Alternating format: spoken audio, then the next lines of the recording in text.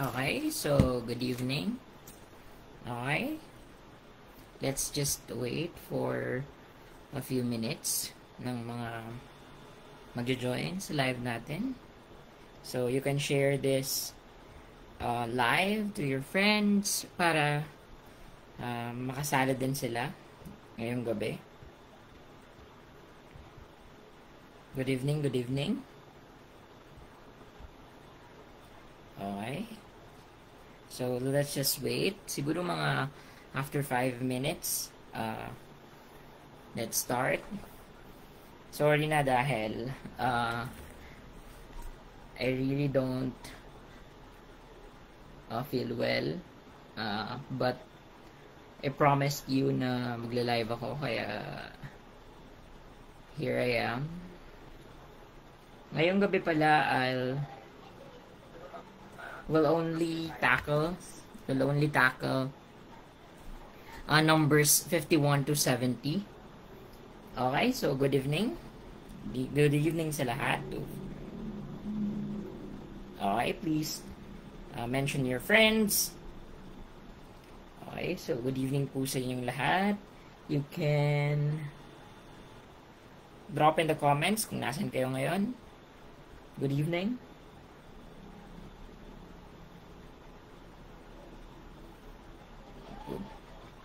Okay, so in a few minutes, we'll start our rationalization for general education diagnostic exam. So good evening po sa inyo lahat. May 11 viewers na po tayo. Good evening, good evening.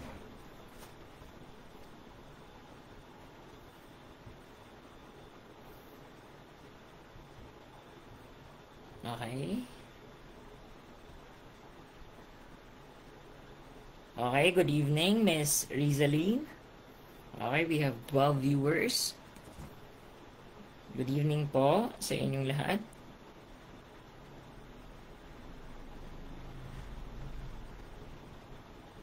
Okay, we'll just wait for a few minutes.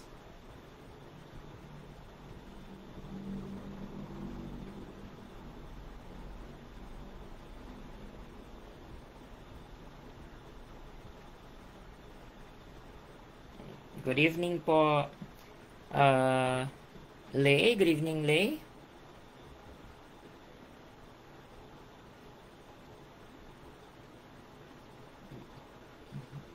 Good evening. Okay, hintay lang tayo ng mga ng iba pa. Okay, so 2 minutes na lang. We'll start our diagnostic exam.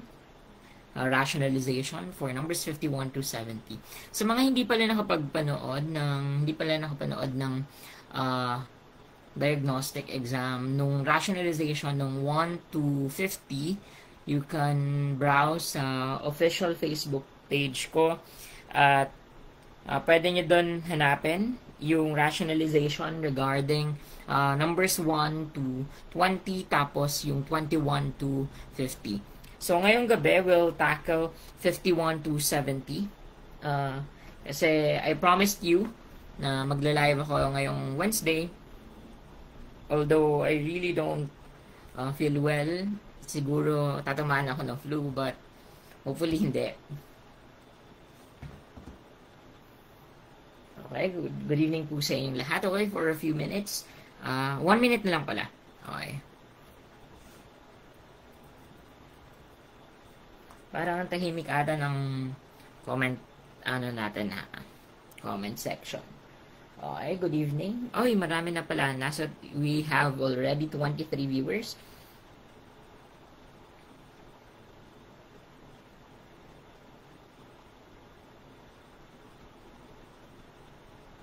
Okay, siguro, I hope pala na yung mga naapektuhan ng bagyo, yung sana okay lang po kayo, especially nakita ko sa news yung masyadong grabe yung naging epekto ng bagyo. So I really hope na okay lang po kayo. Good evening po, Shena Plaida Balsena. Good evening po. Okay. Okay? So, okay. So, yung mga friends nyo pa, you can mention. Okay, so that's it. 5 minutes. Time's up na po. Okay, so we'll start our rationalization for General Education Diagnostic Exam for numbers 51 to 70. Okay, bago po ang lahat, magpapakilala muna po ako sa mga bagong dating. Sorry. Okay, sa mga bago pong dating. I'm Sir Justin. I'm a graduate of Bachelor of Secondary Education, major in English. I graduated cum laude. So I passed a civil service exam, professional level, nung 2022. I was a student back then nung nakapasa ako. So I also passed the licensure examination for teachers with a rating. I got a very decent rating, 89.60. I got 92 in Gen Ed, 93 in Prof Ed, and 85 sa majorship. That's English major. So, I really focus on reviewing Gen Ed and Prof Ed, giving free reviews to all of you. Para naman meron kayong baon sa March 2026 na LEP. So, currently I don't teach sa academe, but I love teaching. So, I'm currently a research officer in a financial institution in Philippines. So, I also work as a corporate secretary sa isang rural bank, sa isang bangko. Okay, so I mainly love research. I really love research and writing at the same time. Kaya ako nandito, I also love lifelong learning. So kahit hindi ako nagte-teach, I really love teaching. Kahit sa current work ko, I get to practice my teaching and my degree, of course. Dahil sa training. And yun, hopefully marami kayong matutuhan sa ngayong gabi. Okay, good evening po. So, you can drop kung nasan kayo ngayon para malaman ko din kung nasan kayo. We have 32 viewers. Okay, so let's start for number 51. So, which Filipino painter created the iconic Espoliarium? Which Filipino painter created the iconic Spoliarium? Letter A, Fernando Amorsolo. Letter B, Guillermo Tolentino. Letter C, Carlos Francisco. Letter D, Juan Luna. Which Filipino painter created? Good evening po, Yame Delfoso Alcantara. So, which Filipino painter created the iconic Spoliarium? So, which Filipino painter created the iconic Spoliarium? Okay, drop your answers. Is it Fernando Amorsolo? Is it Guillermo Tolentino? Is it Carlos Francisco? Or is it Juan Luna? Hopefully, walang magkamali dito ha, kasi napakasikat nito. So, hopefully, walang magkamali sa question na to pagdating ng boards. Okay, sabi daw ni Yame, that's letter D, that's Juan Luna. Okay? Sabi ni Richelle and Dean, letter D. Okay?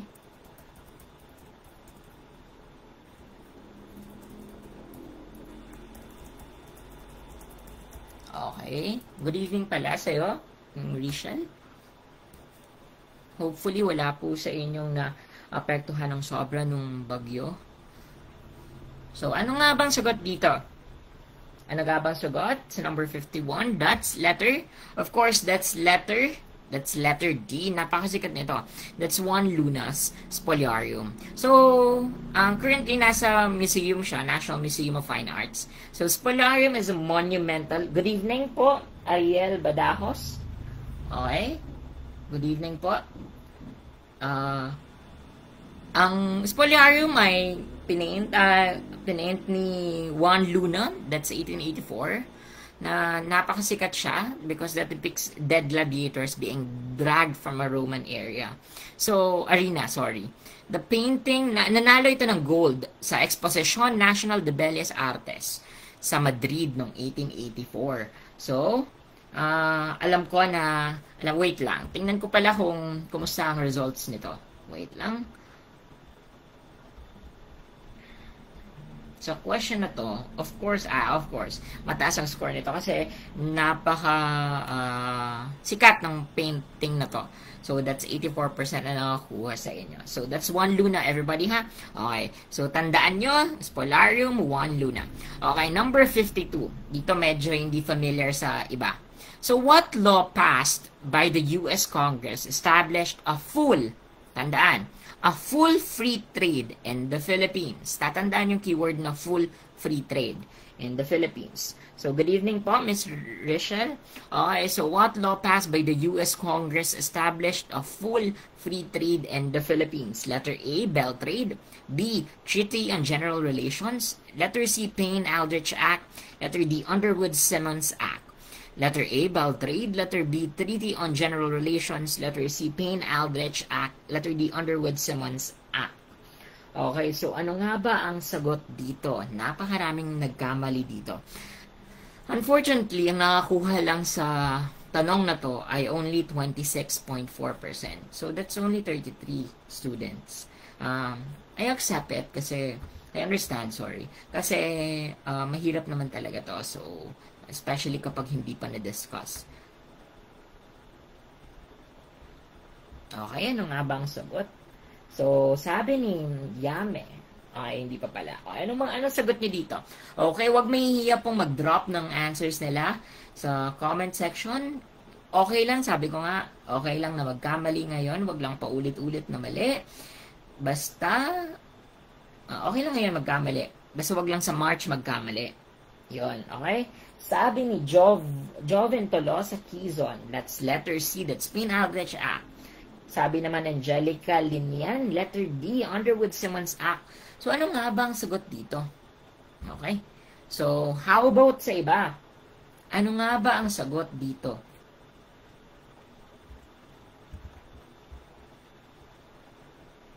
Ano nga ba ang sagot? Okay. Sabi ni, ano ba to? Loveline Diarios Peregrino. So, that's letter D. That's Underwood-Simmons. Sabi naman ni Julian, letter C daw. Ano nga ba talaga yung sagot? So, Julian, letter C. Si Rachel, A or C. So, tatandaan nyo po, Rachel, okay, wala pong or sa board exam. Isa lang po yung sagot. So, letter C. So, letter C daw siya. Okay, sabi ni Acnologia, letter C daw. Si Loveline, letter D. So, ano nga ba talagang sagot dito? Ano nga ang sagot? Ano ba ang sagot? How about yung iba? How about yung iba? Ano nga ba talaga ang sagot? Okay, so, it's okay kung ngayon nyo lang yung narinig to. Ang tanong na to. Okay? So, ano nga ba? Ang tamang sagot po dito ay letter D. That's Underwood-Simmons Act. Okay, let me explain kung bakit nga ba Underwood-Simmons Act. Sinabi ko kanina, natatandaan nyo, wait lang. Okay, wait lang, hindi gumagana yung cursor. Okay? Okay, tama po, John Paul Antonio at Angelica Linian. Letter D po yan. Okay, sabi ko kanina, tatandaan nyo na ang keyword po dito ay full free trade. Okay? Full free trade. Okay, tatandaan nyo po yan ha. Full free trade. Pag full free trade po ang hinahanap ng tanong, that's Underwood-Simmons Act. Pero, tatandaan nyo, kapag PPP, partial free trade, okay, wait lang. Okay, pag partial po, PPP, that's Payne. Okay? Tatandaan nyo yan. Kapag full free trade, that's Underwood-Simmons Act. Full free trade, that's Underwood-Simmons Act. Kapag partial, PPP, Payne-Aldrich Act. Okay? Ano naman yung Bell Trade? Ang Bell Trade ay parity rights. Okay? Bell Trade, parity rights. Okay? Parity. Okay. Pagpasensyaan nyo yung sulat ko. Okay? Okay? Ang Treaty on General Relations, panggulo lang yan dyan. Kasi ang nare-recognize niya ng independence ng Pilipinas. Okay? So, yung bell trade, parity rights. Bell trade, parity rights, full free trade, Underwood, partial pain, PPP. P, partial pain, full, Underwood. Okay? Okay, hopefully mag-stick na sa inyo. Okay, bell trade, parity rights, pain, P, partial, full, Underwood, Simmons Act. Okay? So, may ano na ha? Okay, so hopefully mag-stick na yan sa inyo. Kapag full free trade ang hinahanap ng tanong, that's Underwood, Simmons Act. Kapag partial, that's Payne-Aldrich Act. Kapag parity rights naman, bell trade. Bell trade. Okay? Okay, tandaan nyo lang, oh. Yan, oh, bell. Ano ba yung bell? Ano ba yung bell? May sound yung bell, di ba? Oh, nagpa-party. So, party. Sounds like party. So, bell. Okay? Yung PP, partial. Pain. At saka yung full free trade, that's Underwood. Okay, hopefully. So, hindi na po dyan magkakamali, Okay, wait lang. Let me just check. Okay, kadalasan dito nagkamali. That's 26%. Kadalasan na sagot ay naging bell trade. Ang bell trade po ay parity rights. Kadalasan na sinagot dito ay bell trade.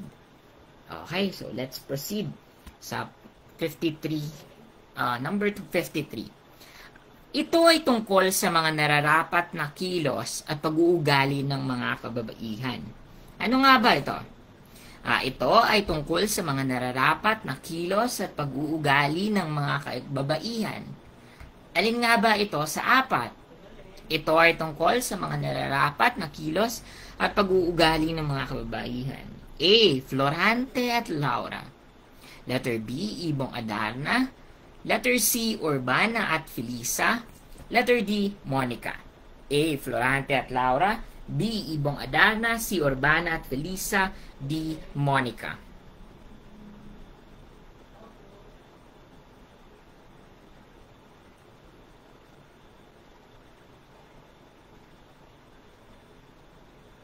Okay. Okay, drop your answers for number 53. Alin nga ba sa apat? Okay, sabi ni Angelica, letter C, Urbana at Felisa. Sabi naman ni Aknologia, that's Urbana at Felisa. Wait, let me just check kung ilan yung nakakuha dito. Yes, that's a good score. Almost 60%. That's almost 6 out of 10 nakakuha ng tamang sagot sa diagnostic exam na to. So, ano nga ba yung tungkol sa pag-uugali na rapat? Okay, si Maxine Asuncion and Grace Versosa La Cuesta and Joven, ang mga bago ata itong mga okay, so hi po sa inyo lahat. So, letter C, Urbana at Felisa.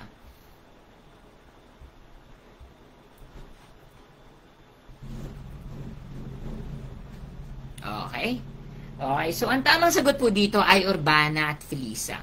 Okay, Urbana at Felisa po. Tama po kayo, Urbana at Felisa.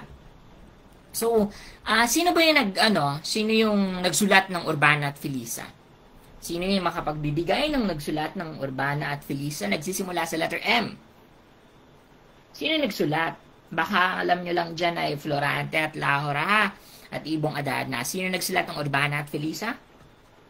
Ang nagsulat po ng Urbana at Felisa ay si Modesto de Castro. Okay? So, si Modesto, nasaan yung ang Urbana at Felisa ay tatandaan po na nasaan yung epistolary. Ano nga bang epistolary? Sa mga English major na nandyan. Ano nga bang epistolary? Ano ang epistolary? So, it's a type of literature na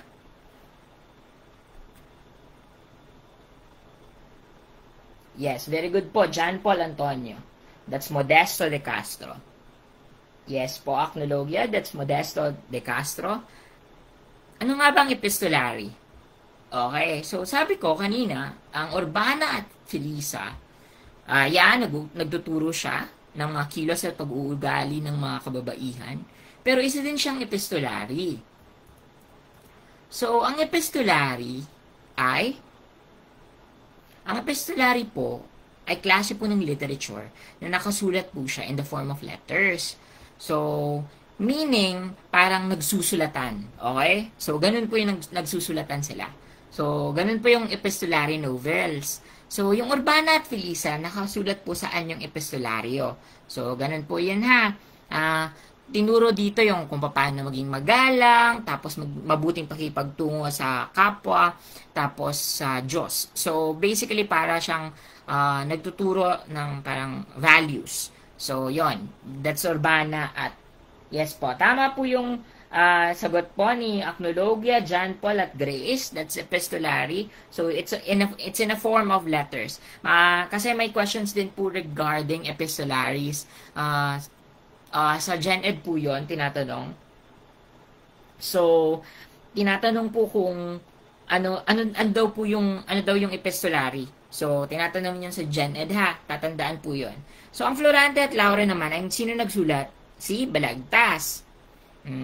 Si Balagtas po ang nagsulat ng Florante at Laura. Nasaan nyo naman siyang isa siyang awit. Okay? So, about yun sa Florante at Laura nga, may character, so that's about love. Ang Ibong Adarna naman, isang korido.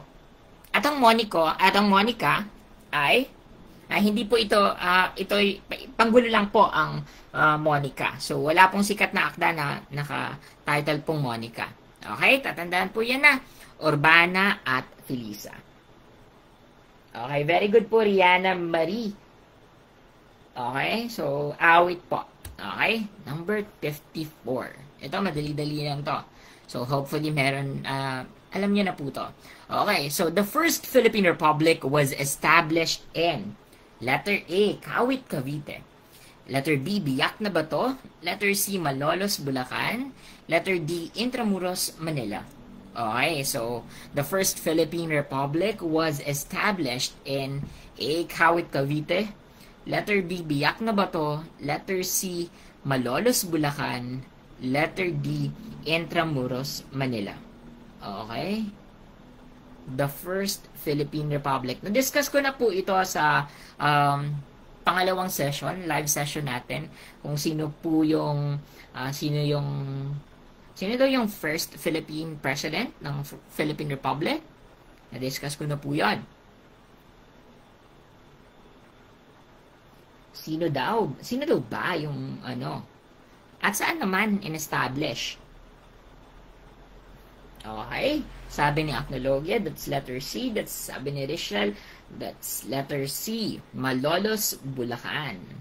Wala ba diyang sasagot ng Kawit, Cavite? Okay, wait lang, let me just check kung okay, sabi ni Justin Escanillas. Okay, katukayo. Letter C. Sabi ni Shena, letter C. Sabi ni Janine, letter C. Good evening po, John Carl. Ngayon lang kita ata nakita sa live. Mabuti naman at naka-abot ka. Okay, so letter C, very good. So, Malolos, Bulacan.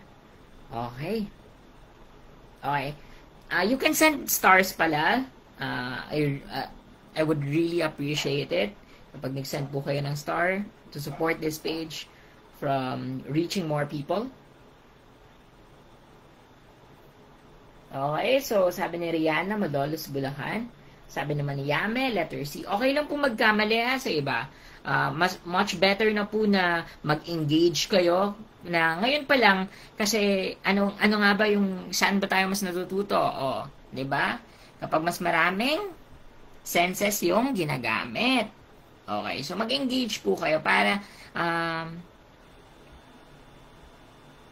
mag-retain po sa mind nyo din. Okay, yes, bago lang po sa live. Welcome po sa Facebook page ko, Janine. Okay, so ano nga ba talagang sagot dito? 54. Yeah.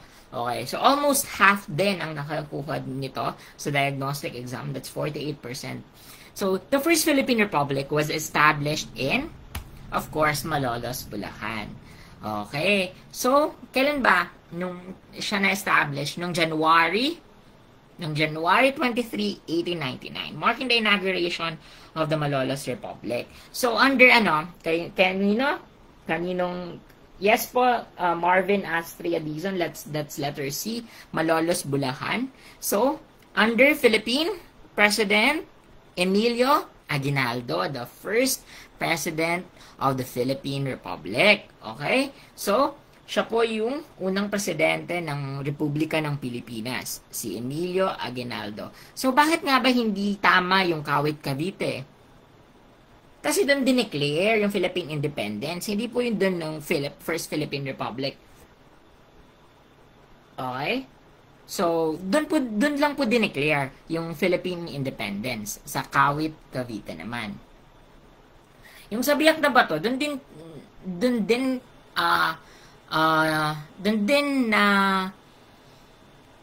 ginanap yung biyak na bato na republic noong 1897 naman. Okay? So, hindi po yan First Philippine Republic. Sa Intramuros, Manila, panggulo lang yan. Okay? So, ang tamang sagot po dito ay Malolos, Bulacan. Okay? That's the First Philippine Republic na under the presidency of Emilio Aguinaldo. Okay. So, number 55. So, the barangay system, yes, very good. Very good po, Rihanna Marie and Acnologia and Janine. So, that's Aguinaldo po. That's under Aguinaldo. So, the barangay system during the pre-colonial period was headed by A, Datu, letter B, Raha, letter C, Sultan, and letter D, Lacandula. So, the barangay system during the pre-colonial period was headed by A, Datu, letter B, Raha, letter C, Sultan, and letter D, Lacandula. For your question po dyan, Carl, na kung everyday po ba ako nagla-live, unfortunately, hindi pa po ngayon.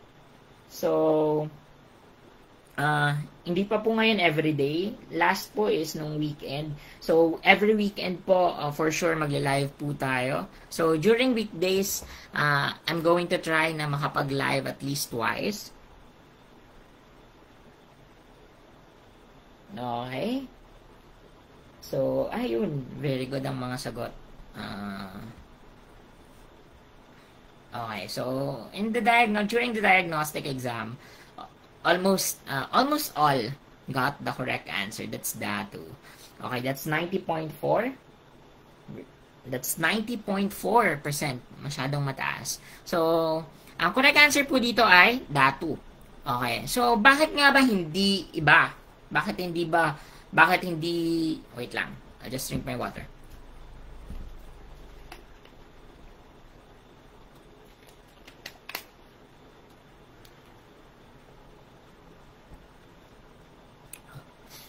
Okay. Bakit nga ba hindi Draha, Sultan?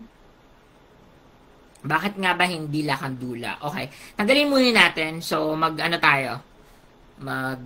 tanggal muna tayo ng mga unnecessary na options.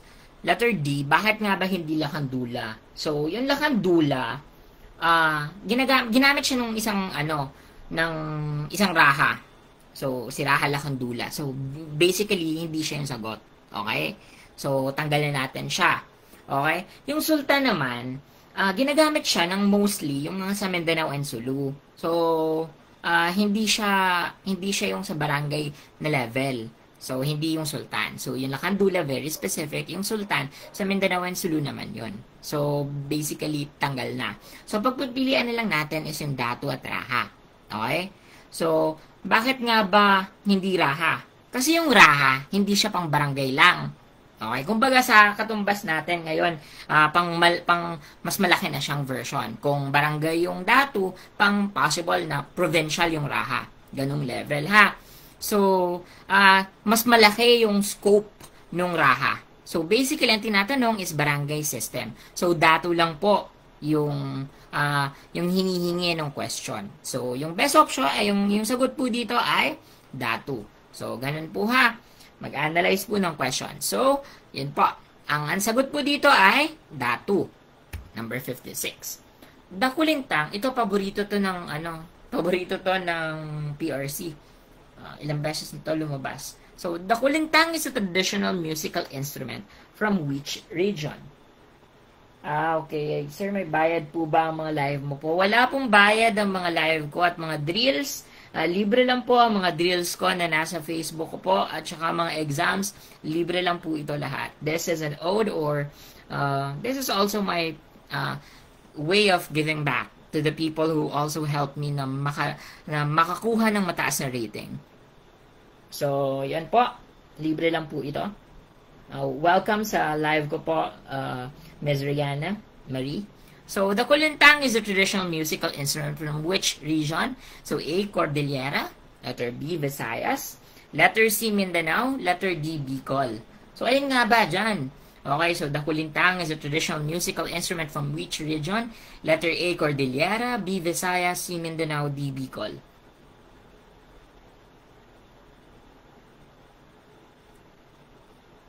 Okay, sabi ni Acnologia. Okay, so, napapansin ko. Wait lang. Tingnan ko din yung... yeah. Okay. So, marami ding hindi dito naging tama. Okay. Okay, thank you po. You're welcome. Okay. So, sabi ni Acnologia, letter C, Mindanao. Sabi ni Yame, letter C, Mindanao din.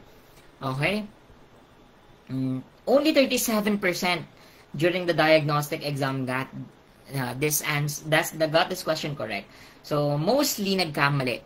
So, majority talaga, 70%, almost 70% nagkamali dito sa tanong na to. So, let's settle kung ano nga ba talaga ang sagot dito.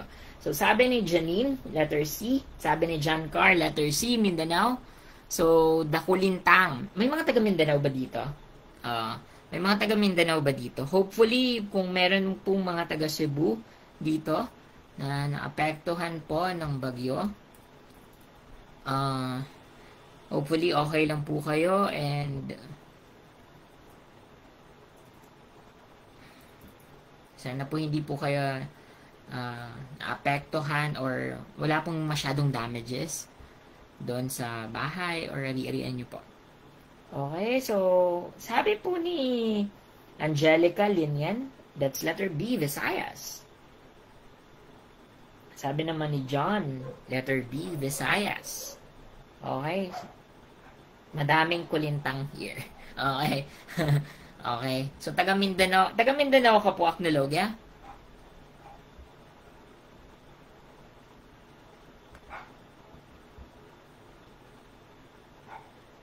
Okay. Si Yame. Okay, primary data na. Primary data na yung nakuha nyo. Okay? So, i-reveal ko na yung sagot.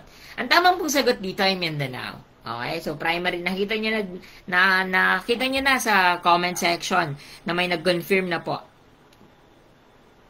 Nakita nyo na okay, yes daw po, taga Mindanao. So, what specific, Okay? Sa mga areas ng sa Muslim groups, specifically Maranao, Maguindanao, and Tausog. Nandun po yung, kumbaga, focus, ang tawag dyan. Parang nakafocus, yung kulintang. So, nandun po, makikita sa region na yon. Okay? Welcome po sa John. Okay? So, sa Mindanao po. Ano ba yung makikita? Ano naman yung, sa Cordillera? Yung mga gong. Okay? At saka sa Visayas naman, mga string instrument. Sa Bicol, walang masyadong notable. Okay? Pero, gumagamit sila ng mga string and vocals, yung mix sila. So, hindi sila, yung Mindanao, specific yung kulintang, paborito ng PRC, please take note ha, paborito to ng PRC, ng kulintang. So, tatandaan lagi, that's Mindanao ha. Kung wala yung Mindanao, kung mas specific ang hinihingi, kung may Muslim, Maranao, Maguindanao, or Tausog, paman dyan, yun po yung tamang sagot. Okay? Kung hindi po Mindanao yung options, paborito to ng PRC, kulintang, so that's Mindanao. Okay? Okay, so okay, sana may mape din po. Unfortunately po, hindi po ako mag-offer ng mga major ships. So, that's, I'll just offer Prophet and Gen Ed. So, Yes po, Prof. Ed and Gen Ed po yung tinuturo ko po. So, that's Prof. Ed and Gen Ed. So, yun po, hindi po ako magtuturo ng MAPE major. Basically, number one, hindi po ako hindi po ako MAPE major. So, I'd not teach na hindi ko naman field. So, basically kasi ayoko naman po ng magturo sa inyo na wala po akong expertise because, of course, your future is at stake here. Okay? So, ano po ba? Okay, yes po, Gen Ed po ito. So, sabi, paano naman yung kumintang? Ano ba yung pinagkaibahan ng kumintang?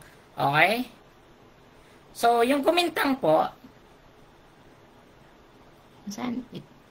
Sa yung kumintang po, ay specifically po siya matatagpuan po sa particularly sa Batangas. That's a dance po. Okay? So, yung kulintang po is a traditional musical instrument. Sa Mindanao, yung kumintang po, it's a dance. Sa Tagalog naman po yun. Okay? Okay. So, let's proceed na. Okay. Hindi po ako magtuturon. Okay. So, hindi po ako magtuturo ng majorship ha. Okay. So, you can look for other educators or other reviewer na pwede makapag-focus sa major nyo because hindi ko din po siya field. Okay? So, number 57. The music staff and music consist of. Okay? So, dito medyo nabigla ako dito kasi konti lang talaga yung konti lang din. That's only 37% yung nakakuha nito. Because this is a question na hopefully alam niyo na po. Okay? So, the music staff in music consists of A. 3 lines and 4 spaces. Letter B. 4 lines and 3 spaces. So, letter C. 5 lines and 4 spaces. Letter D. 6 lines and 5 spaces. So, the music staff in music consists of A. 3 lines and 4 spaces. Letter B, 4 lines and 3 spaces. Letter C, 5 lines and 4 spaces. Letter D, 6 lines and 5 spaces. So, what? Drop your answers. Sir, available pa po ba yung diagnostic? Unfortunately po, tapos na po tayo sa diagnostic exam po natin ng both general education and professional education. Nag-relation na po tayo. So, nag-release na po ako ng results, ng top 10, ng diagnostic exams po natin. So, abang-abang ka na lang po, Rihanna Marie, regarding sa formative assessments natin na susunod po.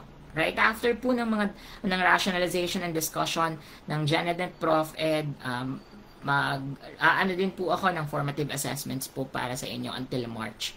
Para po mahasa po yung test taking skills ninyo. So, ano nga ba sagot dito?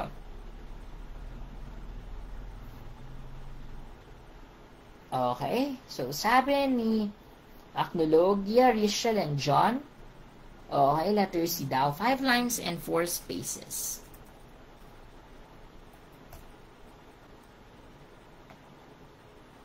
Okay. Okay, sabi ni John Carl at Rolando, letter B. Sabi ni Ma'am Cherry May, letter B. Okay. Okay. Okay talaga. Okay, so sabi ni Maria Cristina Gamboa, letter C. Sabi ni Yame, letter C. So ano nga ba? Alin nga ba yung music staff? May MAPE major ba dito? Okay. Okay, please take note of this, ha? Yes po, sayang po hindi nyo naabutan yung diagnostic exam. Much better na maabutan nyo yung exam because yung discussion ko during live, yung rationalization na lang po ito. So, yung diagnostic exam, that's an actual exam kasi mas ma-assess nyo yung sarili nyo doon. So, that's a total of 150 items sa Gen Ed. So, parang minimimic ko talaga and sinasimulate ko yung diagnostic exam na yung mismong exam kasi para ma-assess nyo yung sarili nyo kung nasa na ba kayo. So, ano nga ba yung music staff? Balik tayo. Okay? Alin nga ba yung music staff? Okay? Alin nga ba? Nakita niyo na ba to in real life?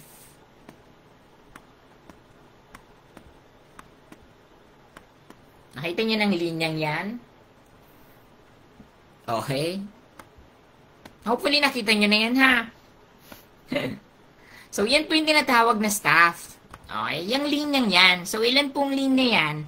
So, 1, 2, so 2, 3, 4, 5. Okay. So, that's 5. Yan, dyan po pinuposition yung clef, yung mga notes, dyan po sa staff na yan. So, yung linyang yan, so, anong tamang sagot? That's letter C. 5 lines at may 4 na spaces. Okay?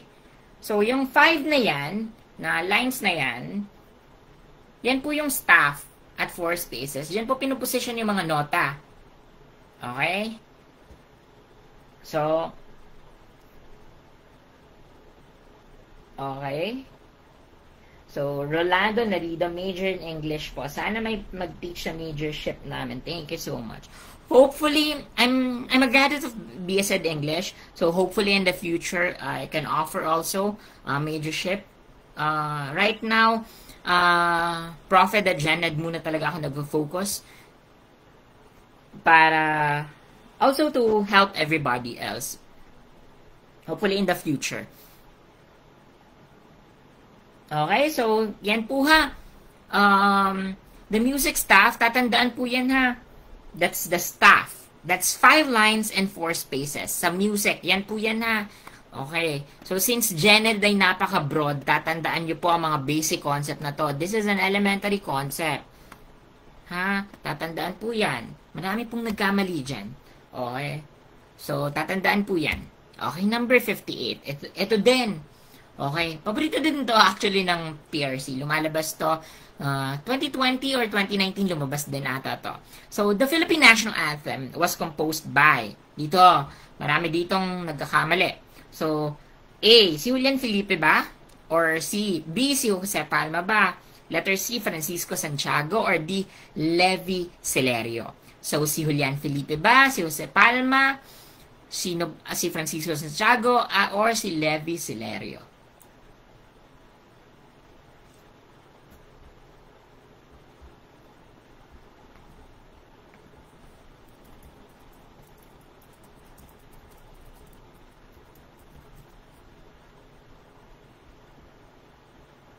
Okay. Okay, sabi ni Richelle, that's A. That's Julian Felipe.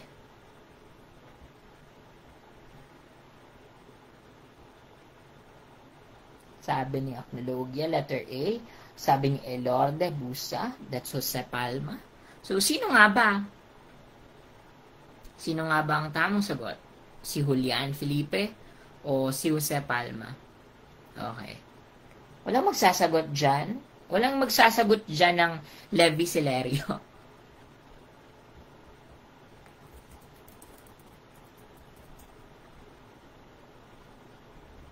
Okay.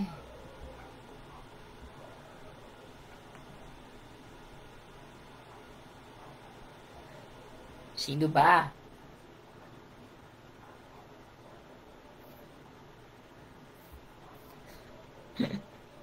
May nagbibigay na ng tips.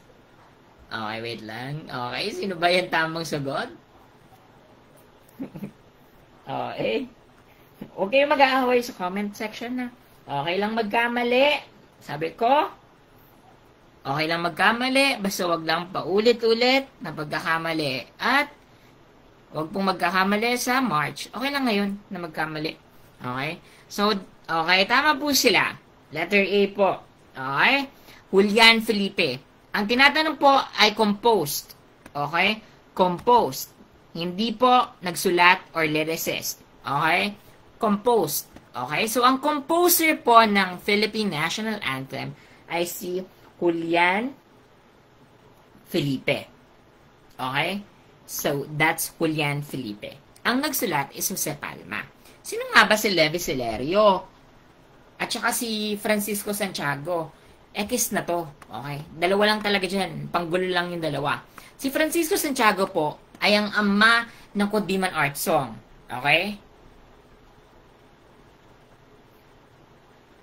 Okay po, composer si Julian Felipe, nagsulat si Jose Palma. Si Francisco Santiago, hindi po siya po ay ang ama ng Kundiman Art Song. Si Levi Celerio naman, siya po yung nag-compose ng mga sikat na kanta like Sa Ugoy ng Duyan. Yun po yung, sa kanya po yun, ang Sa Ugoy ng Duyan. Okay? So, madali po yan. Deduction lang. Okay? So, letter C, friend, hindi ko yan kilala. Levi Celerio, sikat parang, pero hindi ngayon. So, parang modern yung pangalan niya. So, yon, ganun lang. Okay? Si Julian Felipe at Jose Palma. That's at least 50% ng na-deduct mo. Okay? So, that's Julian Felipe. Yes po, kayo po yung mga na-postpone. Okay.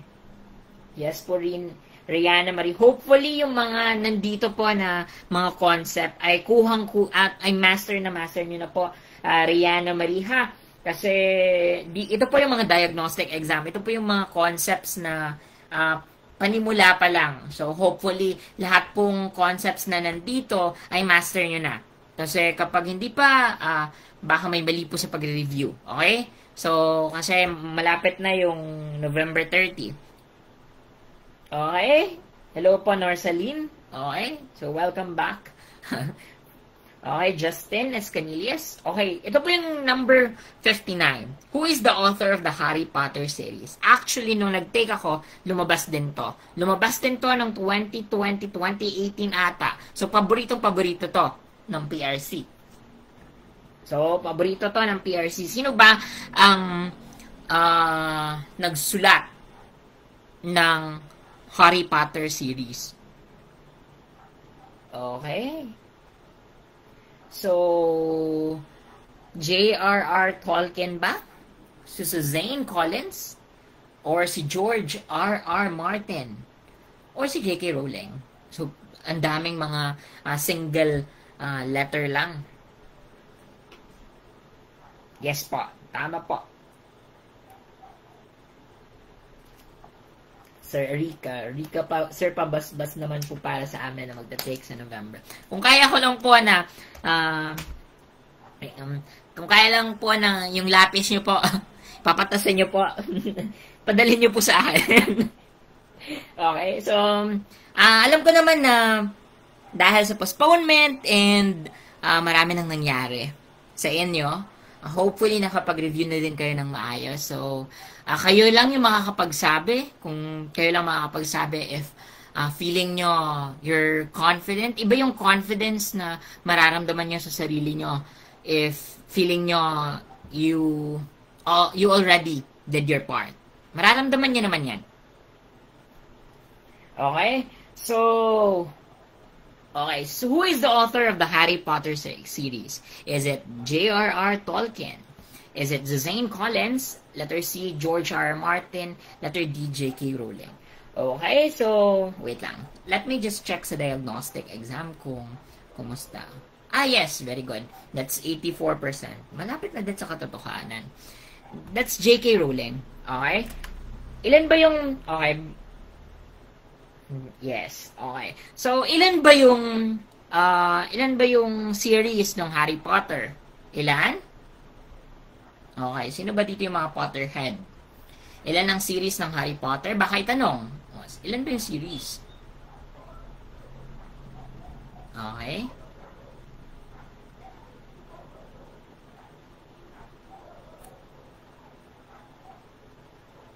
Ilan?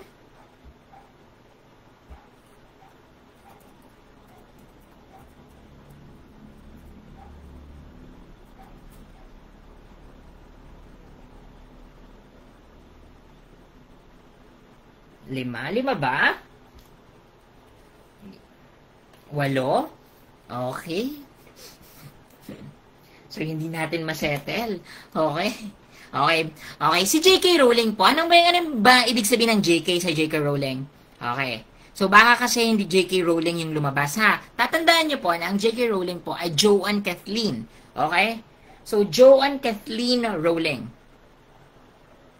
Babae po si J.K. Rowling, hindi po siya babae, lalaki ha. Si J.K. Rowling po ang nagsulat ng Harry Potter series. That's 7 po. Okay? 7. Sa movies, hinati yung dalawa. So, that's The Deathly Hallows Part 1 and Part 2. So, yan po yan ha. Okay? 7.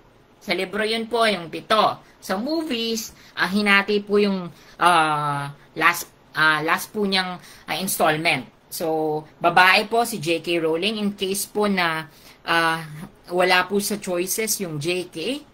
In case wala po yung J.K., Joanne Kathleen, or baka sabihin natin John Keith Rowling. So, ganon. Joanne Kathleen Rowling. Okay, that's a girl po. Babae po si J.K. Rowling, ha. Okay, ano naman yung sinulat ni? 7 po ang series ng Harry Potter. Ano ba yung mga series na yon? Harry Potter and Sorcerer's Stone o Philosopher's Stone, depende sa kung nasa lugar.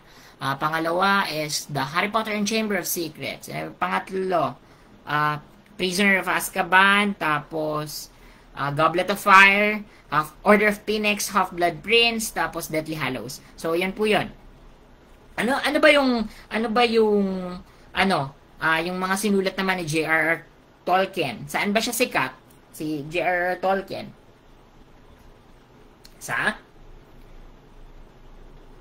Baka since matagal na po yung mga sinulat actually ni J.R.R. Tolkien, pero sikat na sikat po siya sa mga fantasy. Okay?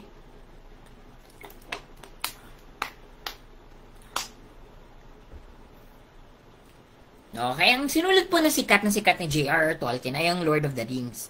Okay? So, yan po yung tatandaan nyo ha. J.R.R. Tolkien ay Lord of the Rings. Kahit Hobbit, kung sa generation nyo, hopefully sa generation nyo, napanood nyo pa ang The Hobbit at The Lord of the Rings. Mga napakaganda pong mga movies. At saka, hindi ko pa nabasa, pero napanood ko na po yung Lord of the Rings. Pero yan po ha, si Tolkien po yun. Si Suzanne Collins naman, ito, nasa generation nyo to. So, ano nga ba yung sinulat ni Suzanne? Of course, Hunger Games, yung trilogy ng Hunger Games. So, si Tolkien, Lord of the Rings and The Hobbit, si Suzanne Collins, yung Hunger Games. Okay, ilan ba? Trilogy, Hunger Games, Catching Fire, tapos, ano ba yung, Mockingjay. Yeah, Mockingjay. So, yun. So, yan po. So far, tinatanong dito, ang usual na tinatanong si Tolkien, si George R. R. Martin at si Rowling. Si Suzanne Collins hindi pa to lumalabas as an actual let question. Si George R. R. Martin naman, ano naman?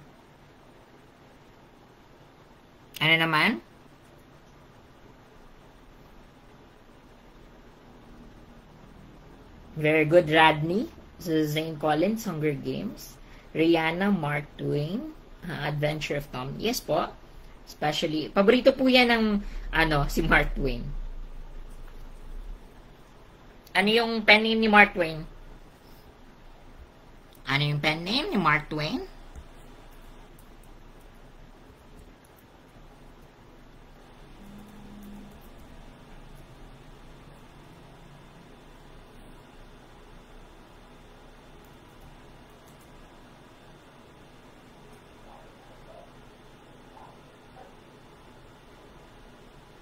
Yes, very good po, Ome. Okay, si George R. R. Martin ay Game of Thrones po. Very good. Si Tolkien. Si Tolkien po, tatandaan po, si Tolkien ay Lord of the Rings at The Hobbit. Si Suzanne Collins, Hunger Games. Si George R. R. Martin ay Game of Thrones. Okay? Game of Thrones. Si J.K. Rowling ay Harry Potter. That's 7 po. Okay? Very good. Okay, nakuha din. Si Mark Twain po, sabi sa comment, si Mark Twain, Adventure of Tom Sawyer. Okay? Ang, niya po, ang pen name, ito po, lumalabas po ito sa Gen Ed, ha? Tatandaan po, lumalabas po ito sa Gen Ed. Si Mark Twain po, ang pen name niya po ay Samuel Langhorne Clemens. Okay? So, lumalabas to. Nakailang beses na to lumabas. ang si si Mark Twain. Okay? So, okay, natagalan tayo dun sa authors. Okay, number 60. The preamble of the Philippine Constitution expresses A, the country's economic goals. Letter B, the guiding principles and ideals of the nation. Letter C, the duties of citizens. Letter D, the powers of the president. The preamble of the Philippine Constitution expresses A, the country's economic goals. Letter B, the guiding principles and ideals of the nation. Letter C, the duties of citizens. Letter D, the powers of the president. So, ano nga ba ang sagot dito?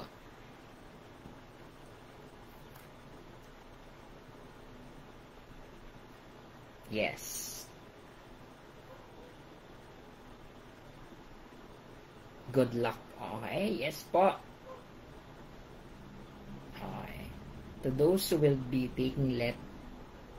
Actually, wala din akong balita kung kailan ma-release kasi since the postponement is actually new. Okay, so hindi ko alam kung in the past meron din nangyaring ganito. So, I'm not privy on that matter. So, okay, sabi ni Misa, the powers of letter D. Sabi ni Radney, letter B. Ome, letter B. Sabi, number 60, letter B. That's okay. So, thank you for that information din po. Ngayon, now I know na December possible na December 19 daw yung result ng November 30 na exam. So, makakasabay din sila. Magpapasko din silang may lisensya. Hopefully ha. So, hopefully magpaskong may lisensya.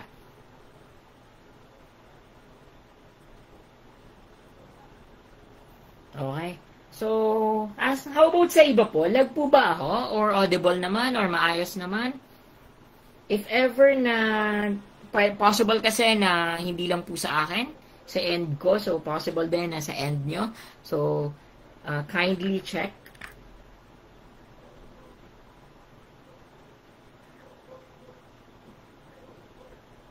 Kindly check also your network. Okay. So, ang tamang sagot po dito ay, of course, letter B. The guiding principles and ideals of the nation. Tatandaan po na preamble lang yung hinihingi. That's only the guiding principles and ideals of the nation. Ano ba yung preamble? Kumbaga, siya yung introduction ng Constitution, ng 1987 Constitution. So, introduction lang po siya ha. Okay. Okay. Okay. Okay. So, sa kanya lang po, sa end niya lang po. Okay, so tatandaan po na ang preamble ay introduction. Ano nga ba yung preamble natin? Okay, so we, the Filipino people, imploring the aid of Almighty God. Wait lang. Okay, so baka magkamali. We, the sovereign Filipino people, imploring the aid of Almighty God in order to build a just and humane society and establish a government that shall embody our ideals and aspirations, promote the common good, conserve and develop our patrimony, and secure to ourselves and our posterity the blessings of independence and democracy under the rule of law and the regime of truth, justice, freedom, love, equality, and peace, do ordain and promulgate this Constitution. So, tatandaan po, okay? Tatandaan po na guiding principles lang, introduction lang po ang preamble. Bakit hindi letter A? Okay, bakit nga ba hindi country's economic goals? Wala naman pong minention, okay? So, basically, yung economic goals po ng Pilipinas ay nakastate po or nakascatter sa mga provisions ng Constitution. So, letter C naman, the duties of citizens, just like the country's economic goals na nakascatter po, ganun din po yung duties ng citizens. Wala din pong specific na provisions. For example, sa article, walang specific article. Unlike letter D, na the powers of the president ay may specific na provision sa tawag dyan, sa Constitution. That's Article 7. That's Executive Department. Okay? So, yung the powers of the President, Executive Department, naka-state po doon yung mga functions ng President. pareho lang po ng legislative and judiciary na branches of the government. Okay? So, nandun po na may specific articles for that. Okay? Ano ba yung as graduates of Bachelor of Secondary Education and B.Ed, Prof. Ed po, this is a Prof. Ed question. Anong article po ba sa 1987 Constitution ang importante sa atin ng mga educators? This is an actual LEP question na Prof. Ed. Okay? So, this is a Prof. Ed. Anong article sa na may education na nakaspecified na regarding education? Dito din inangkor ang mga policies regarding education. Importante po ito ha. So, that's article. This is a Prof. Ed question.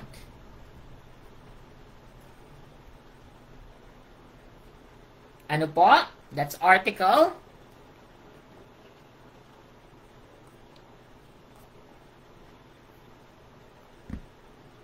Okay.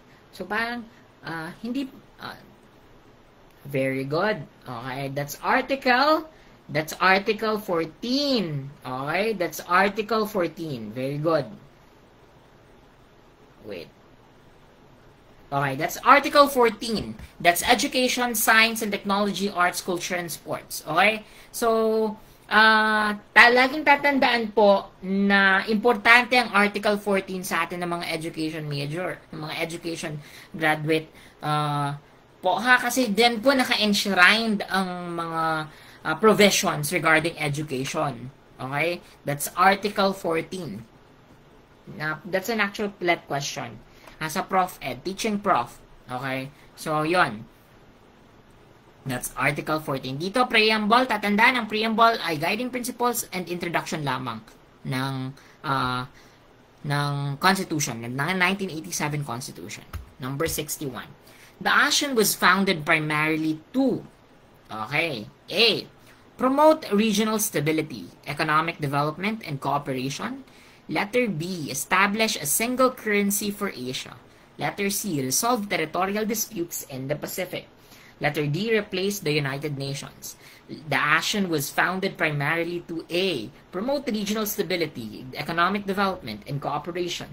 Letter B, establish a single currency for Asia. Letter C, resolve territorial disputes in the Pacific. And letter D, replace the United Nations. Okay, ano nga ba talagang sagot dito? Okay. Wait lang. Let me just check. Okay. So, mostly nakakuha naman dito. That's 97% actually. Maraming nakakuha sa sagot na to. Okay, very good. Ome, Radney, Rishel, and Aknologia. Letter A. Okay. Okay. A. Norceline, letter C. Resolve territorial disputes in the Pacific. Okay. Sabi ni Norceline, letter C. Sabi ni John Carr, letter A. Sabi ni Rai, letter A.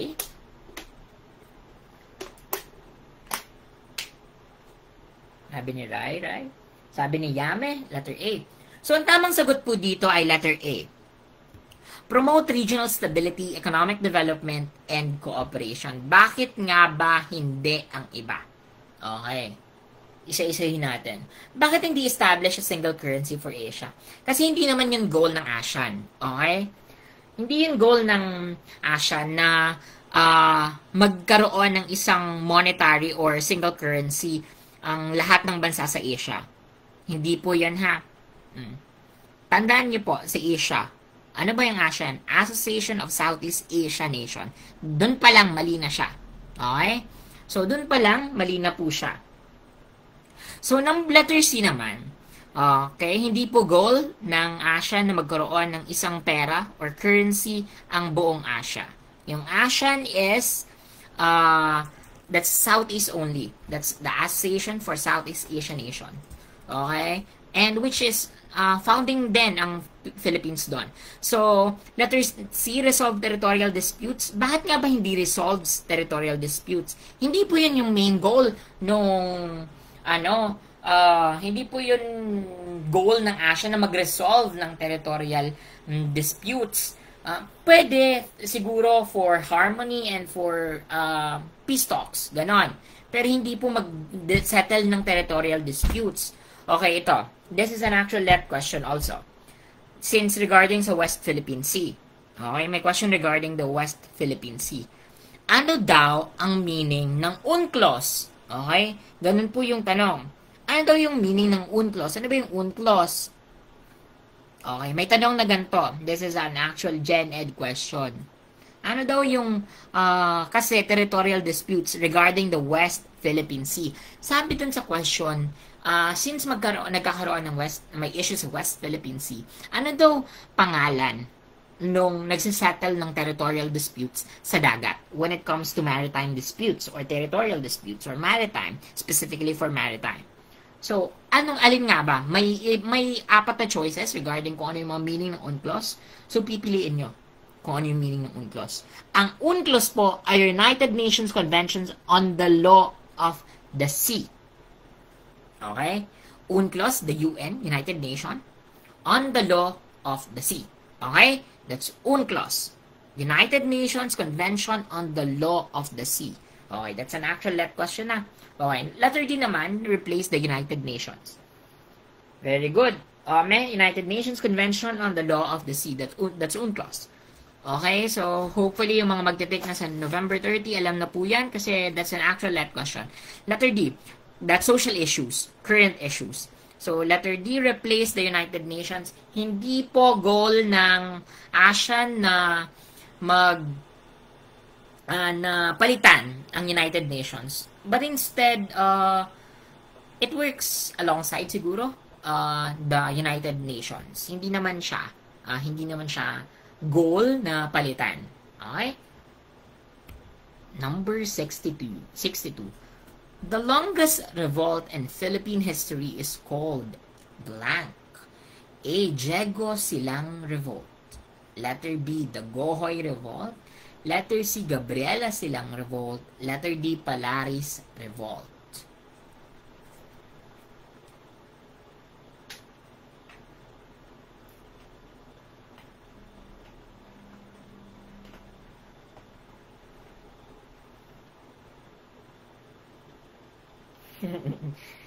Very good. UNCLOS. Very good po yung mga sagot nyo. UNCLOS ay nategi sa Red Regional. Bakit ano yung dito? In the Pacific. Okay. So, yon. Okay, very good. Okay. Letter B, Dagohoy Revolt. Okay. Marami din nakakuha nito. Very good. Marceline, Aknologe, Risha, letter B, Ome, letter B, that's the Dagohoy Revolt. Giancar, letter B, I. So, of course, that's the Dagohoy Revolt. The longest revolt in Philippine history. Sino ba yung frontliner nito? Bakit siya tinawag na Dagohoy Revolt? Sino? Si Francisco Dagohoy. Okay? Si Francisco Dagohoy, that's the longest revolt in Philippine history. Okay, last na ilang taon ba? Ilang taon nag-last ang Dagohoy Revolt? Dahil bakit siya yung pinakamatagal? Okay, very good. Godson, letter B. Rolando, letter A. Lynn, letter B. Rosemay, letter B.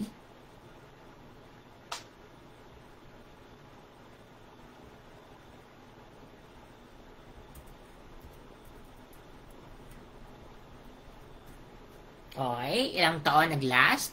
That's 85. Okay? So, 85 years po nag-last ang Dagohoy Revolt. Kaya po siya yung pinakamatagal. Okay? Okay po.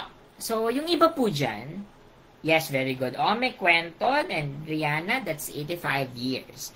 Yung iba po dyan, that's revolts na hindi lang po tumagal. So, kumbaga short-lived lang yung iba po. So, yung Dagohoy Revolt po, si Francisco Dagohoy, siya po yung pinakamatagal, recognized that the longest revolt in the Philippine history na nag-last ng 85 years. Okay.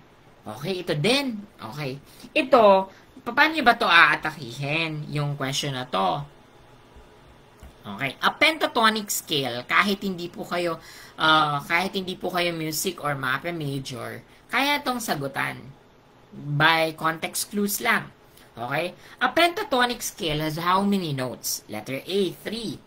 B, 4. C, 5. D, 7.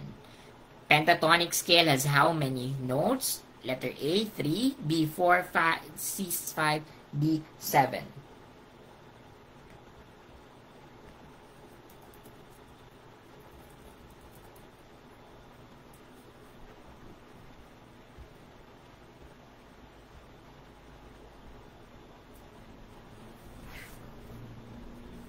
Okay, very good.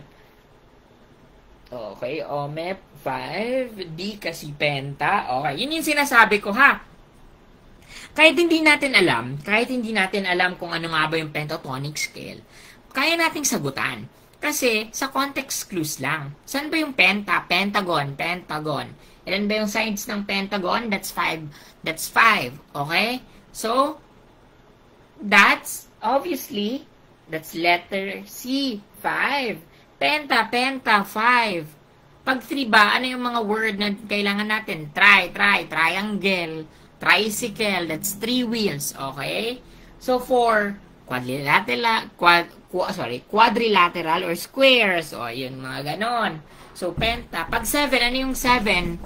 Heptagon. So, yun po. So, penta meaning 5 sides. Okay? Has how many?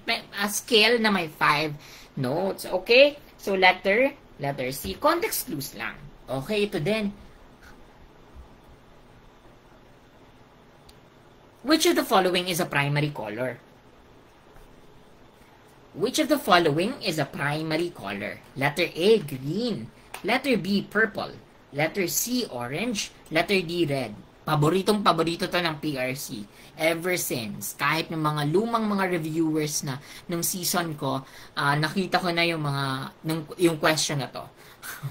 Kahit na ng mga lumang reviewers pa, mga year 2006, mga ganon. So, paborito to ng PRC. Kung alin nga ba yung mga primary colors.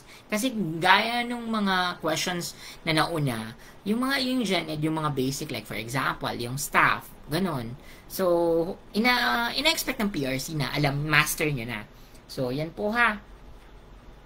So, hopefully, wag nyo pong ipapahiya ang alma mater nyo na hindi nyo alam kung ano ang primary color. Okay? Which of the following is a primary color? Okay. Meron pa nga. Okay lang pong magkamali, Sir Rolando. Wag pong don't be too hard on yourself, okay? Wag pong maging masyadong maging harsh sa sarili. Okay? Sabi ko, okay lang magkamali, basta wag lang paulit-ulit na pagkakamali. Okay?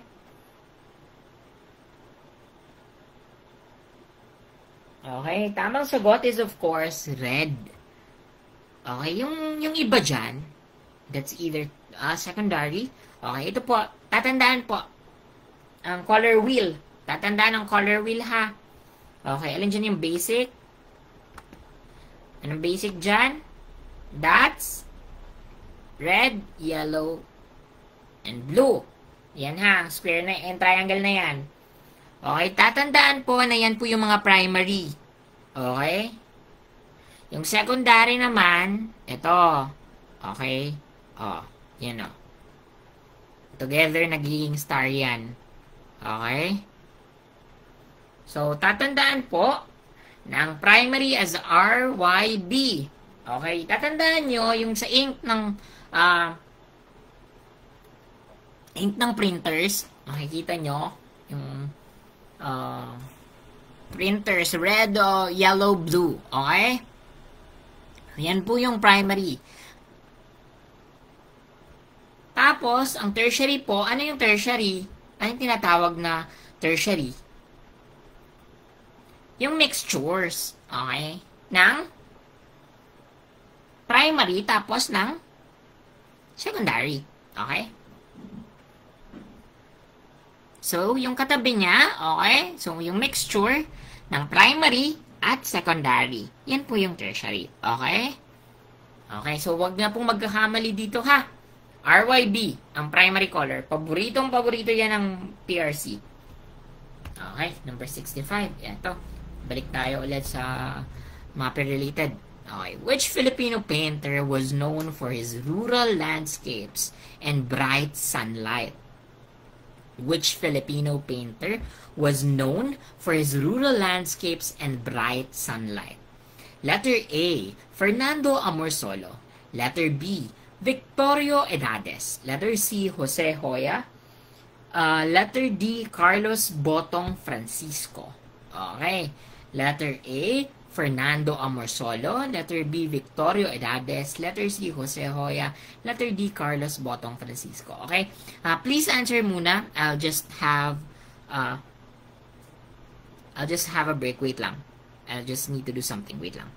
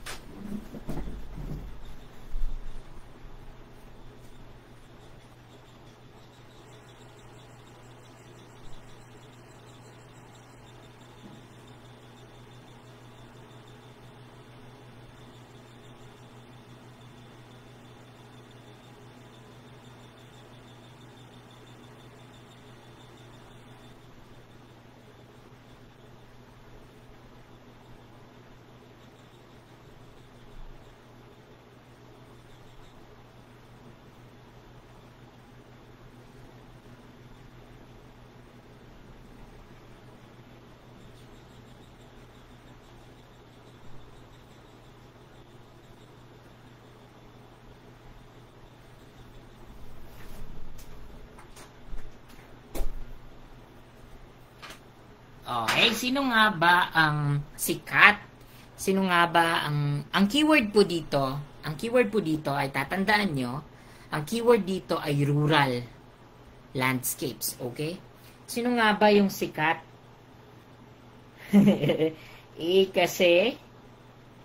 kasi familiar sa akin yung A. Okay?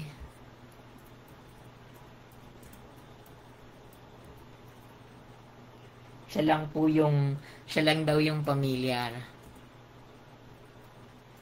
Okay. Ang tatandaan dyan is yung rural landscape. Kasi siya yung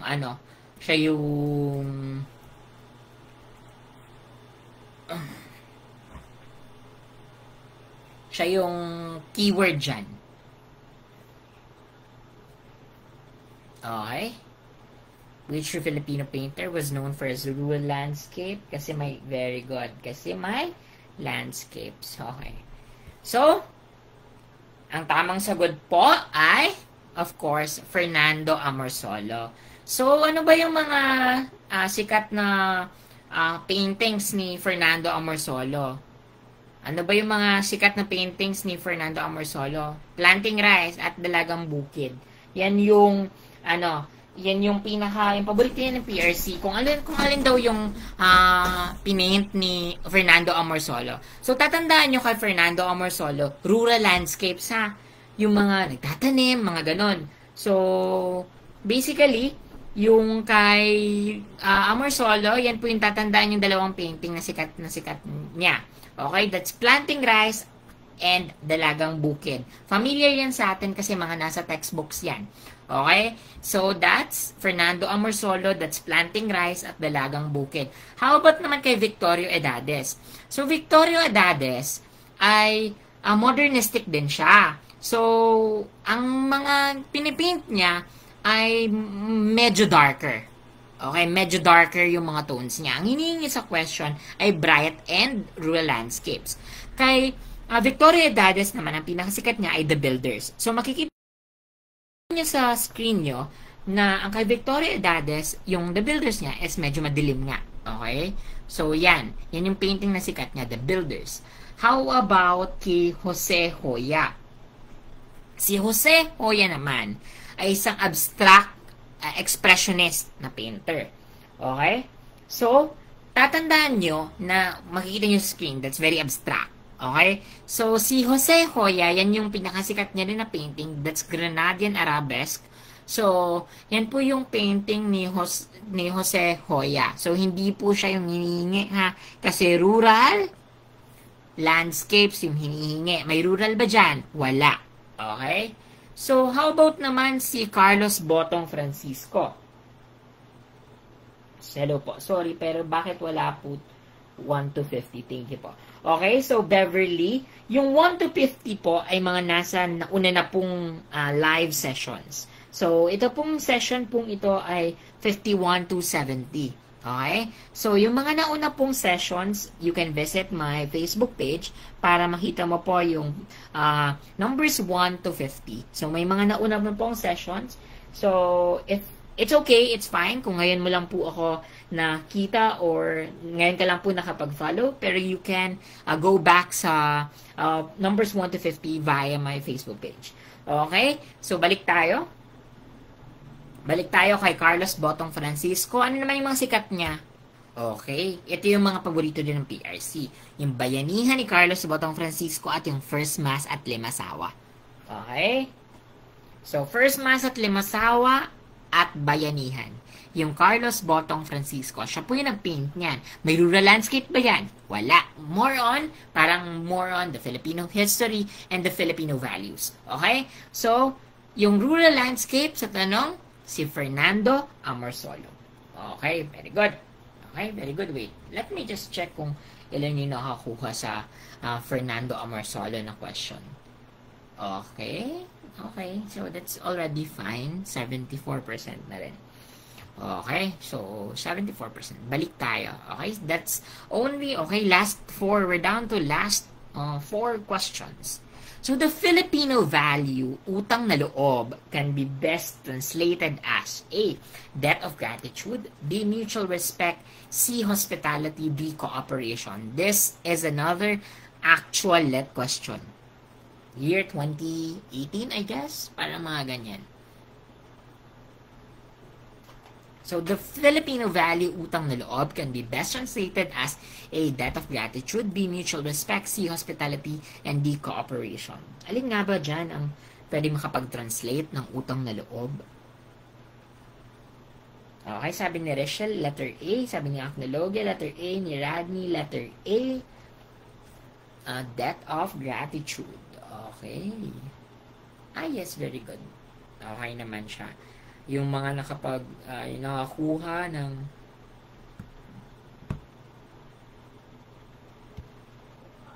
sabi ni Justin, letter A.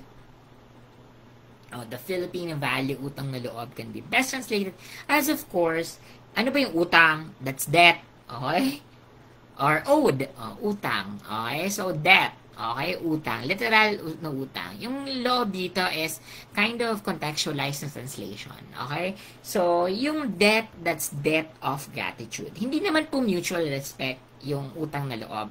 Or the concept of utang na loob is actually parang since may ginawang mabuti sa'yo, so, parang may sense of, parang may sense of gratitude ka dapat na ibigay doon sa tao.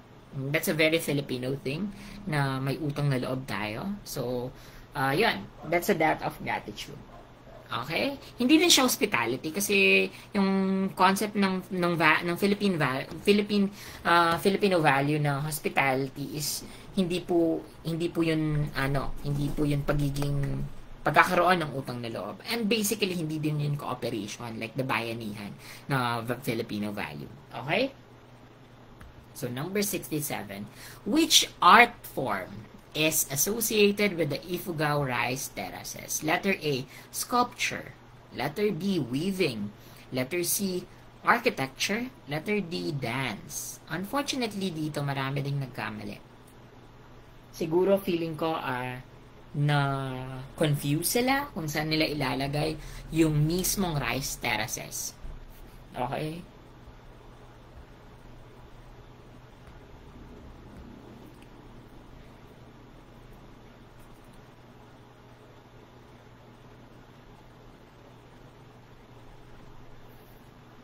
Okay?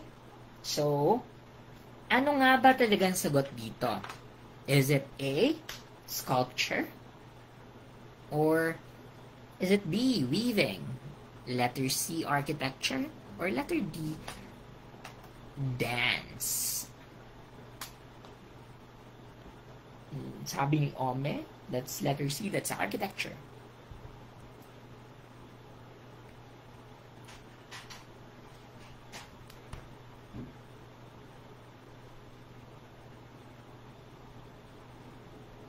Okay, very good. Okay, sabi ni Lord, letter C.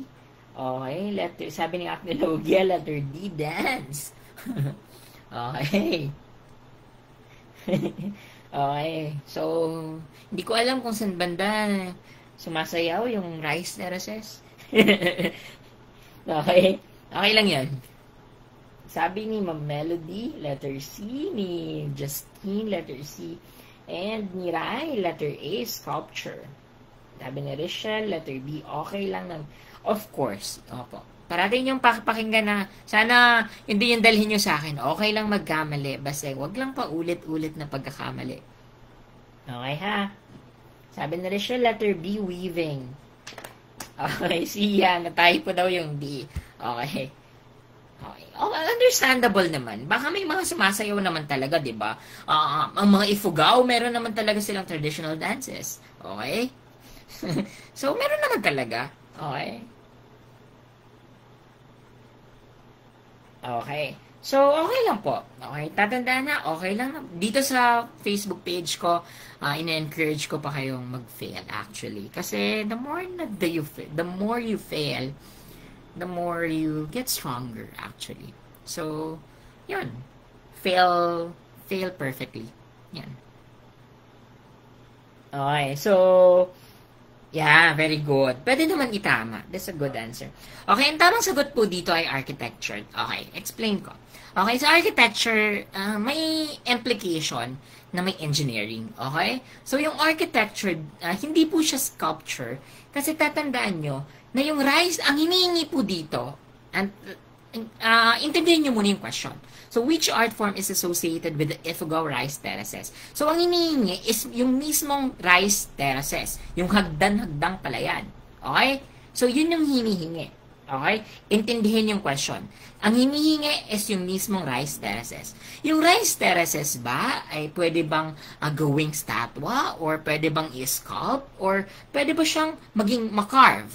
So, basically, hindi siya sculpture. So, technically, hindi ekes na. So, wrong na yung sculpture. Wini-weave ba? Or may textile ba? Yung rice terraces. Possible na yung mga Ifugao, merong tawag dyan, merong mga textiles na meron sila, di ba may mga traditional silang, yung mga Ivatan, meron silang mga traditional na mga kasuotan. So, yun, pwedeng weaving. Pero hindi yun yung hinihingi. Ang hinihingi is yung rice terraces mismo. So, hindi po yung weaving.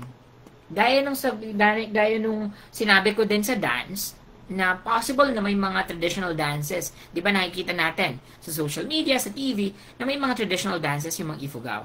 So, pero yung question is yung mismong rice terraces. Okay? So, hindi din dance. Yung architecture is, paano ba binibuild yung rice terraces? May sense of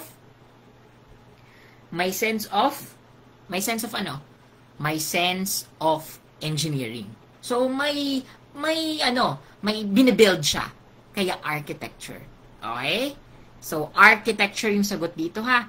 Okay, pag mga gantong question, intindihin. Huwag masyadong mabilis. Huwag masyadong mabilis na sagutan ng question. Kahit napakasimple niya, huwag bibilisan. Intindihin ang question. Hinihingi rice terraces. Okay. Okay, yes po, tatlo na lang po tayo. Okay, yes po. Yes, fail perfectly. Structuring. Okay. Number 68. Okay, another Filipino value. Paborito ng PRC ang mga Filipino values. Bayanihan, utang na loob. Marami yan sa PRC. Ethics yan. Marami yan sa Gen Ed. Okay? So, the value of pakikisama is most evident when A student insists on their own opinion. So, pakikisama ba to? Letter B, a person joins group activities to maintain harmony. Letter C, a leader imposes their will. Okay, letter D, a friend refuses to compromise. Okay. So, unang basa pa lang, okay, anong strategy yung gagamitin dito? Yung odd one out. Okay? Okay, basahin ng maigi ang question.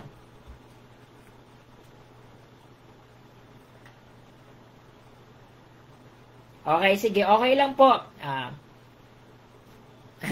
Thank you po, Ome. Habol ka na lang sa majorship nyo, okay. Ano ka naman po. Yes, that's an oxymoron. Very good. Anong, nung major mo, Norsalyn? Okay, may nakikita ako sagot na C, meron ding B, merong B, merong B, Queen Angela, letter B. So, titingnan na, okay, ito mga side comments din to regarding sa test-taking skills. Okay, so dito, ang tamang sagot is letter B. Okay, since sabi ko kanina, add one out.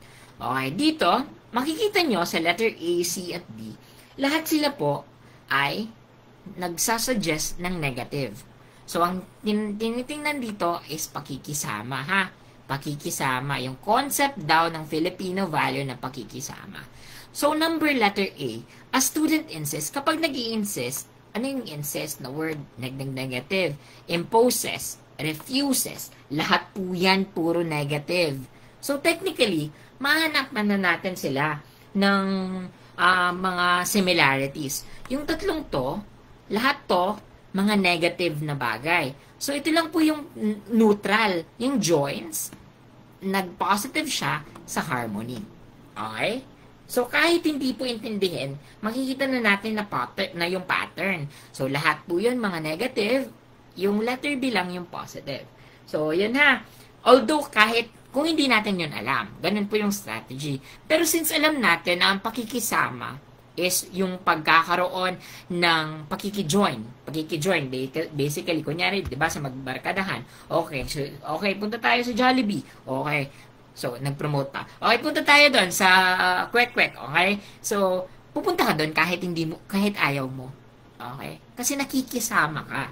Okay, so, may pakikisama ka. Ganun po yung pakikisama na concept ng Filipino value. Meron tayong ugali na ganun. Okay? Just to maintain yung harmony nung social structure or nung ano natin, nung social group. Okay? So, yun po yung pakikisama. Pero if ever naman na hindi nyo alam, ganun po yung strategy. Okay? Dito, add one out. Ano pa yung isang strategy dito na makikita nyo sa number 68? The longer, the better. Okay? So, sa Prof Ed, makikita nyo. Tuturuan ko kayo regarding sa Prof Ed ng pag-atake ng mga questions kapag nako-confuse na kayo. Okay? Number 69. Dito, madali lang to. Which of the following sentences is grammatically correct? So, letter A, she don't like coffee in the morning. Letter B, she doesn't likes coffee in the morning. Letter C, she doesn't like coffee in the morning. Letter D, she don't likes coffee in the morning. Okay.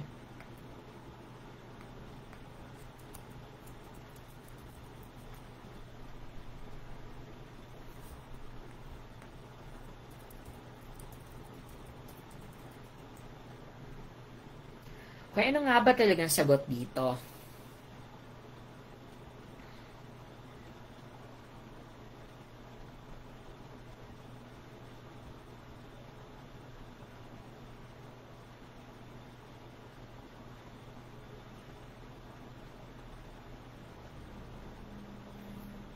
Okay, very good. Okay.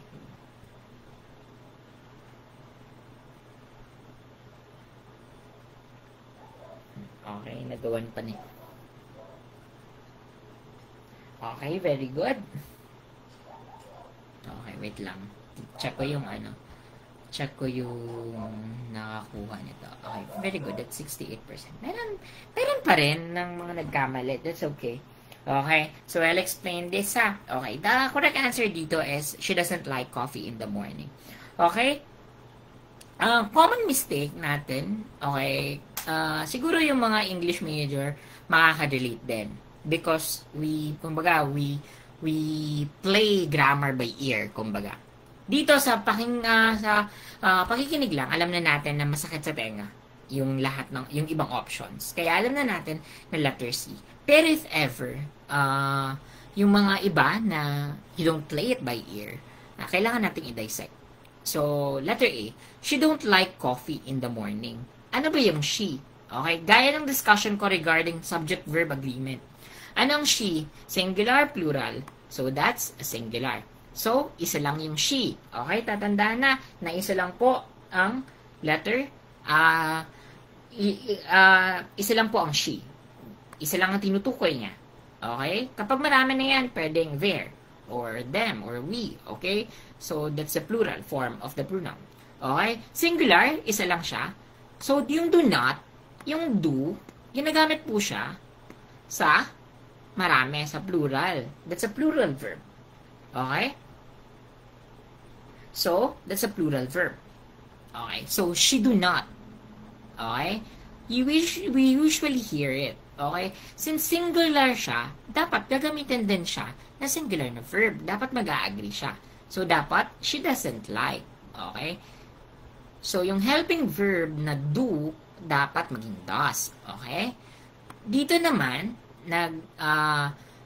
tumama na sana, pero yung main verb na like, okay? So, nagsobra naman. Okay? Ng likes. Okay? So, gusto niya. Sorry, hindi siya pala main verb. Okay? So, yung like. Okay? She doesn't like coffee in the morning. Dito nagkamali sa likes. Dito maling-mali na. Okay?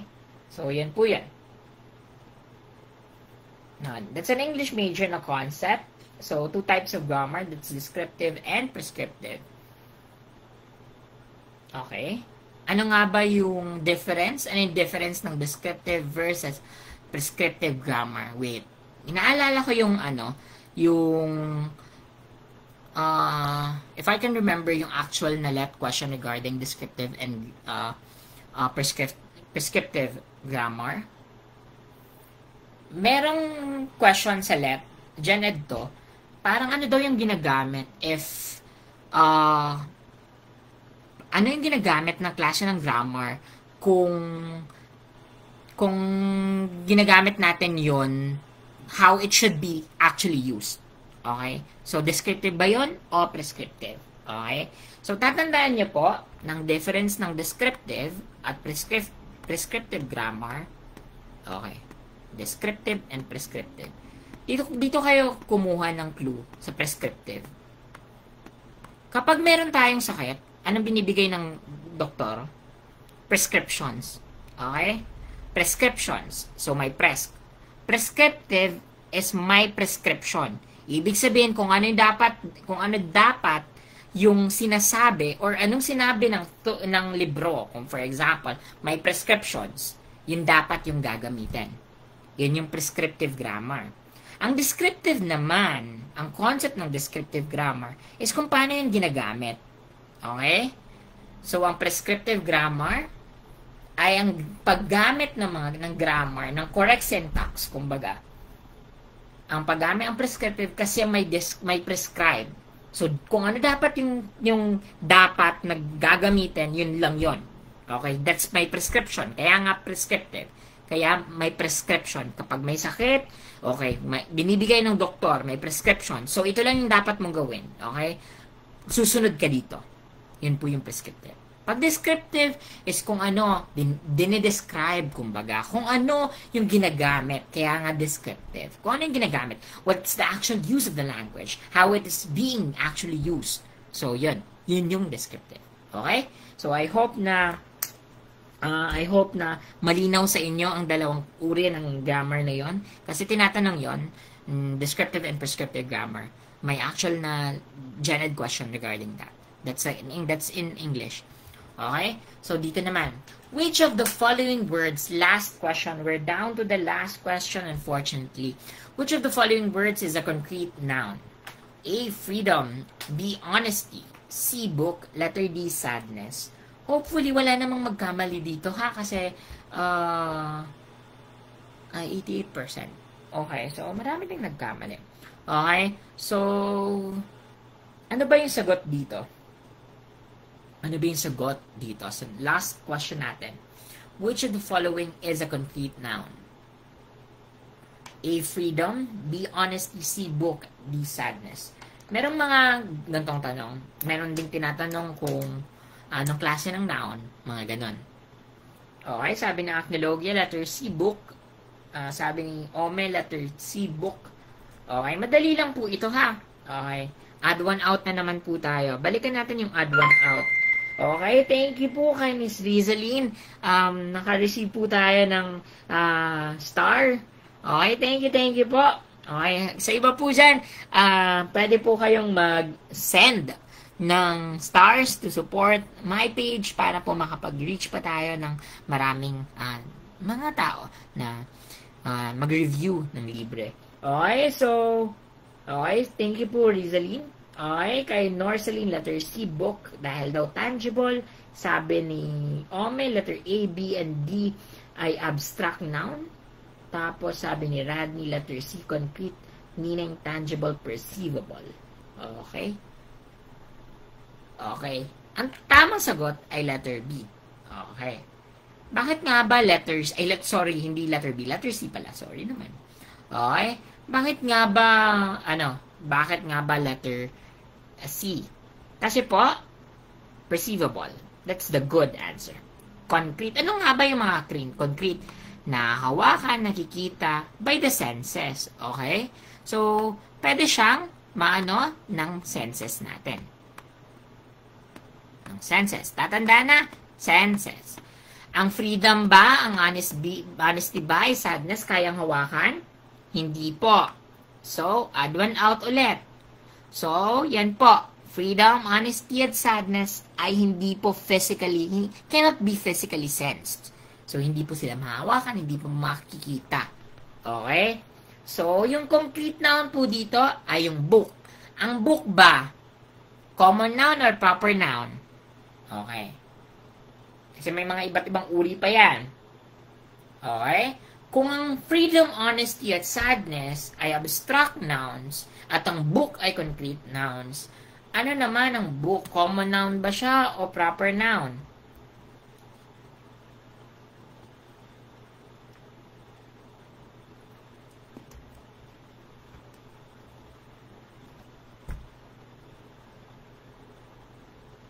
Okay, very good. Okay, that's a common noun. Very good, Norceline. That's a common noun. Kasi common noun, hindi po siya yung actual na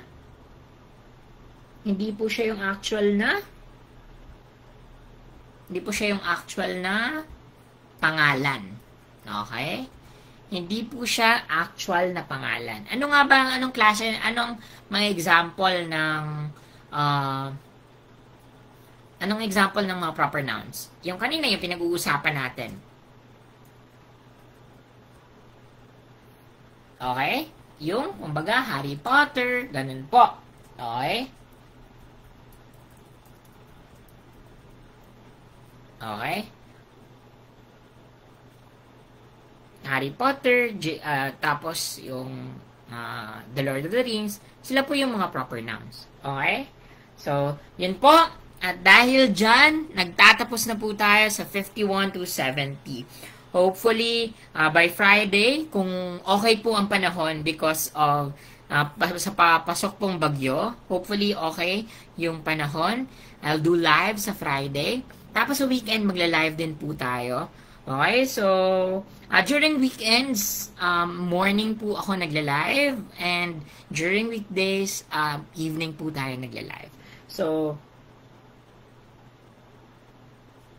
okay, so thank you po sa inyong lahat. Sa mga hindi po nakapag-follow, you can follow my page, Sir Justin. You can share this to your classmates, sa mga kakilala nyo na nagre-review, especially dun sa mga self-reviews na walang pambayad sa mga review centers. So, I'm doing free drills and mga free exams para sa inyo. So, thank you, Rihanna Marie. Good luck po sa inyo sa pag-exams. Acnologia, thank you po. Ome Kwento, thank you. And John Carl, thank you. Hopefully, dumami po tayo. So, thank you po sa pag-support and pag-stay. Dasal ko po ang pagpasa nyo sa pagpasan nyo po sa March 2026. And yung mga mag-e-exam ngayong November 30, I'll pray for, hindi lang actually, ayoko ng pasado. Gusto ko mataas yung mga scores nyo. Okay? So, thank you. Thank you and good luck. God bless and good night. Matulog po ng maaga kasi, a healthy mind, of course, dapat may proper sleep. Okay? Thank you, Queen Angela. Thank you, Norceline. Thank you, Sheena, Jasmine, and Lele. Okay? I'll exit na. Okay? I'll quit this. Okay? Thank you po. Thank you, everybody, and good night. Thank you, Radney. Thank you, Rai. And see you. Okay, thank you, Justin. Katukayo. Thank you. I'll end the live na. Thank you.